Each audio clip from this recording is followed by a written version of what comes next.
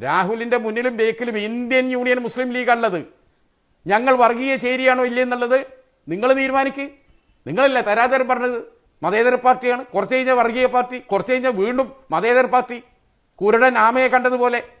നിങ്ങൾ ഞങ്ങളെക്കുറിച്ച് എന്തോ പറഞ്ഞോ? ഞങ്ങൾ എന്താണെന്ന് കേരള രാഷ്ട്രീയത്തിൽ എല്ലാവർക്കും അറിയാം. 4.5 ലക്ഷം വോട്ടിന് രാഹുൽ ഗാന്ധിയെ വിജയിപ്പിച്ചത് ആരാ? അവിടെ ആരെ എതിർ സ്ഥാനാർത്ഥി ആരെയാ തോൽപ്പിച്ചത്? നസീഫെ, സുനീർ എന്ന നിങ്ങളെപ്പോലുള്ള ഒരു കമ്മ്യൂണിസ്റ്റ് മുസ്ലിമിനെ, ഒരു മുസ്ലിമും രാഹുൽ ഗാന്ധി എന്ന ഹിന്ദു തമ്മിൽ മത്സരിച്ചപ്പോൾ 4.5 ലക്ഷം വോട്ട് കൊടുത്ത് രാഹുലിനെ വിജയിപ്പിച്ചവർ അവർ വർഗീയവാദികളല്ലേ? നാണമുണ്ടോ നിങ്ങൾക്ക് വയനാട്ടിലെ ജനതയെ അധിക്ഷേപിക്കാൻ? പ്രിയങ്ക വന്നപ്പോഴും ഈ 4.5 കൊടുത്തു, പോളിംഗ് വളരെ കുറവാണ്. എന്നിട്ടും എന്താ പ്രിയങ്ക 4.5 ലക്ഷത്തിൽ ജയിച്ചതിൽ നിങ്ങൾക്ക് ഇത്ര കലിപ്പ്? നിങ്ങളെ പാർട്ടിയിൽ പൊട്ടിത്തെറിക്കാൻ മാത്രം എന്താ കാരണം? അവിടെ 150ഓളം ബൂത്തുകളിൽ 2ാം സ്ഥാനത്ത് നിങ്ങളല്ല, ഇപ്പം BJP ആണ്.